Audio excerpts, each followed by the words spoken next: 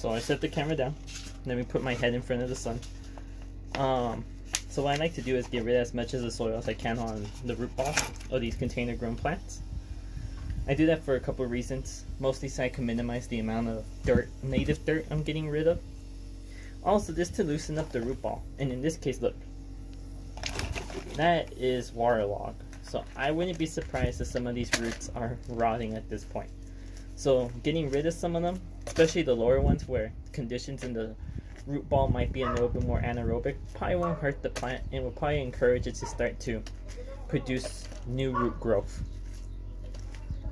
Well, I just scrape as much loose soil as I can, and this soil that I'm getting rid of, I probably put on the compost heap so it won't go to waste, and I can use it as a mulch mid-season. So this carnation, Dianthus, is known as Dianthus Constant Beauty. There's the name, and it does have a light smell, which is pretty nice. So what I'm going to do now is dig myself a hole within the container. Don't get a little bit too deep. Plant it right there.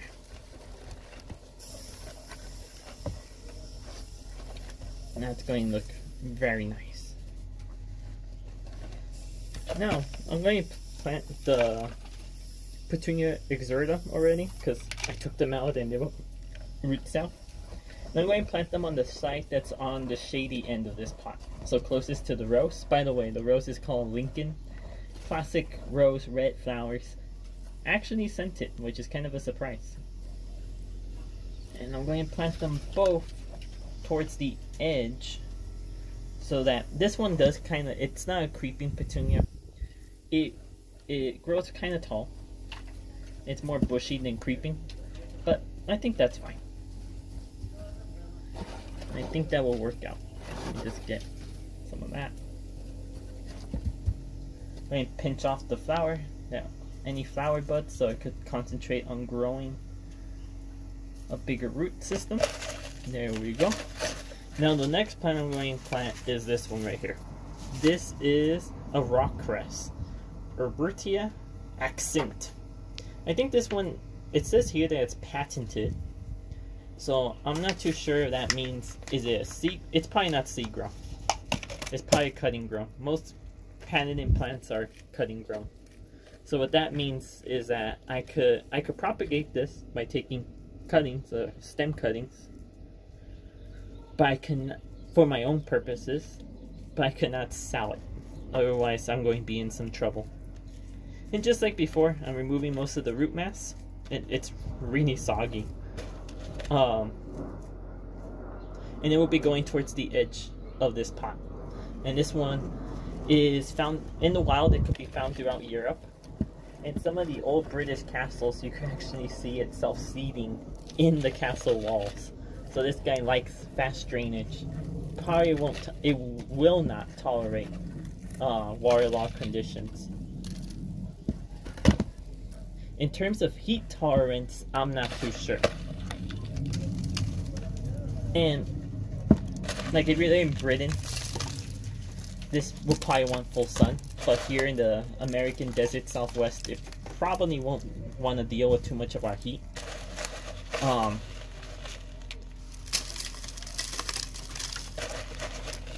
So putting it in a pot that is partially shaded will benefit it, hopefully for the better. So this is an experiment. I've never grown Herbertias before. But other fun facts about them is Herbertias are scented. They tend to, again, they grow typically on cliff faces, old castles, require fast drainage, prefer full sun. Again, I live in the desert Southwest, so I'm going filtered sun, part sun conditions, because I think the heat might be the downfall of this plant. Hopefully not, knock on wood. It is a member of the Brassicaceae family, so it's related to mustard, cabbages, broccoli, kale. And the way you could tell, let me pinch off one of these flowers. The way you could tell is the flower typically is 4-petaled. Butterflies love these guys. In fact, one of the major pests of a lot of the brassicas that we grow to eat is a butterfly, the white cabbage butterfly. I'm not too sure if it will go after a Bertius, but if it does and it has a couple caterpillars on it, I'm probably going to be okay with that. So the next one we're going to plant is, and this is what I'm kind of debating to do.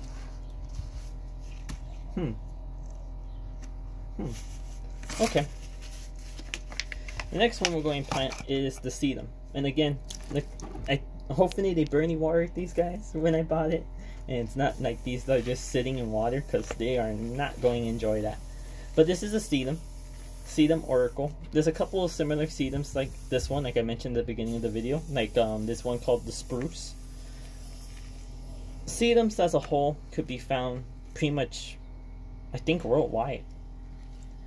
There's been some taxonomic mess with them. Some of the more bigger sedums, like Sedum Autumn Joy, have been moved into their own genus.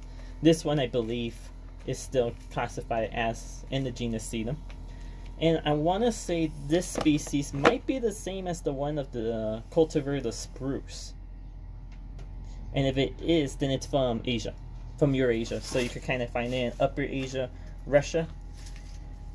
It tends to be, if it is the species I'm thinking, it could tolerate part shade, so this will be perfect for it. Heat tolerant, and typically late summer, early autumn, it will have yellow flowers, which will attract pollinators. Again, I'm just removing the root mass, and now I'm going to plant it between the carnation and the arbutia.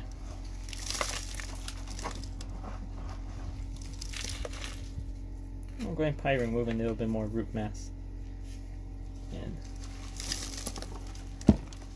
try to squeeze this guy in. Boom. That worked out. Backfill.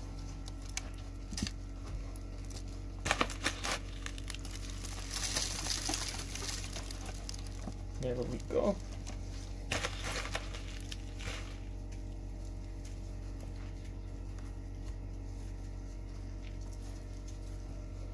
I'm just pushing my fingers in between because I'm planting these guys pretty tight, pretty much like right next to each other. So I want to make sure that I'm not leaving any holes in between the plants. And then if I do that, then they're going to desiccate, and that's how you lose stuff. Well, that should work, and that actually does look pretty nice. So the last plant to work on will be my favorite one, and this one has a like chocolatey scent to it, and this is lion's bane. I think there's a myth about it that it could actually ward off lions. Probably not true. This is a European plant, usually found growing in woodlands, woodland clearings, so it tends to like part sun to filtered sun, part shade conditions. I have tried a cultivar of this one before called Little Leo, and it have failed on me. I think it's because I buy them on discount, and the ones I have bought have been looked really dehydrated. So I think they're already on their death's door. So hopefully that is the case, and it's not an environmental condition, and I could get away with this plant. It's a member of the Asteraceae family, so it's probably going to be pretty good at attracting pollinators. I'm going to keep an eye on it, see what comes to it. The leaves have a really fine hairs, which is kind of cool because if you see it in the light, you can see the hairs shining. Pretty cool. So yeah, let's see how the root ball in this one looks. And the root, look at that root.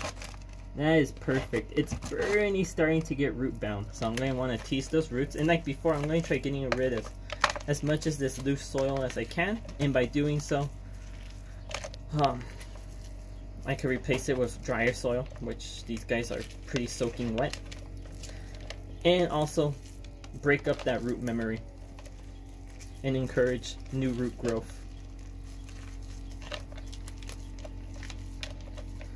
A lot of the plants I'm putting here, for the most part, are early season plants, and that's fine with me. You have the sedum will bloom later on, the petunia will bloom throughout the summer until the frost. And there's still some room for some other stuff that I have planned, which I'm going to talk about. Oh, let me keep loosening up that root ball.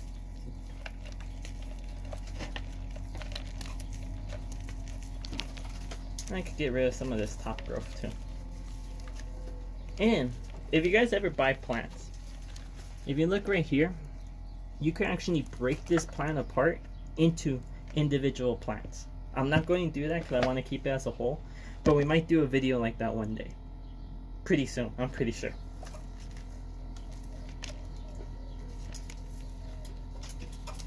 Really nice. There we go.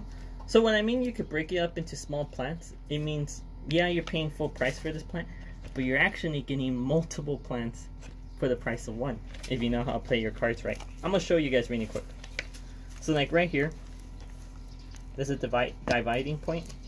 I could grab this and actually yank it off, and that would become a whole new plant. It could actually be a couple plants. I see several growing points in there. So I'm going to put this to the side. I have to take out some more soil. The seed label.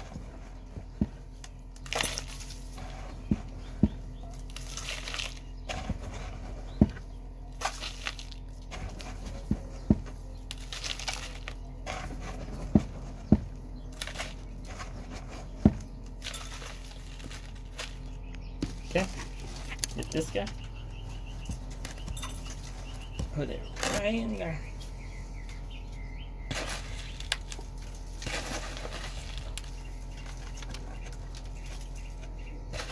And just like before, you're going to want to make sure that the root ball is completely surrounded by soil so that air doesn't get to it and dry it up. That might mean you have to push your fingers in a little bit, but make sure that your plant is healthy and getting well rooted. So that finishes planting. Let me move this stuff out. Well, let me clean up the soil.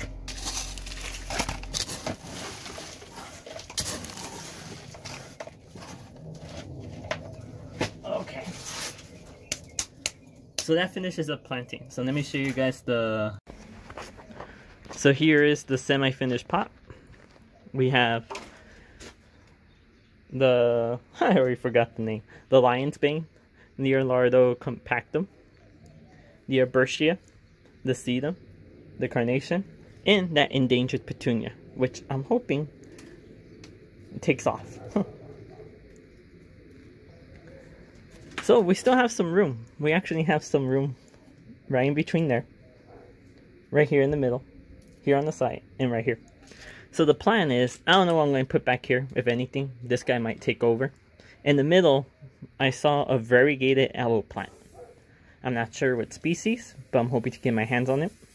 On the side right here, maybe a fern. One of the desert ferns. And then right here in the front, there's a plant called Liftodora gracewort, I believe. And they sell it every spring. So that one is a creeper. Nice, pure blue flowers. Hoverflies love it. And I love hoverflies. So I would like to have that creeping over here. And then hopefully by then, this aloe plant starts to regrow. So we have a pot right here. And another one right here. And of course, once this pot is done, we'll keep on moving through it. So this will probably be a series. Let's call it the bench makeover. So yeah, so it's been a while. And spring is on its way. So let's get planting, you guys. So thanks for watching. Stay safe out there. And keep on growing.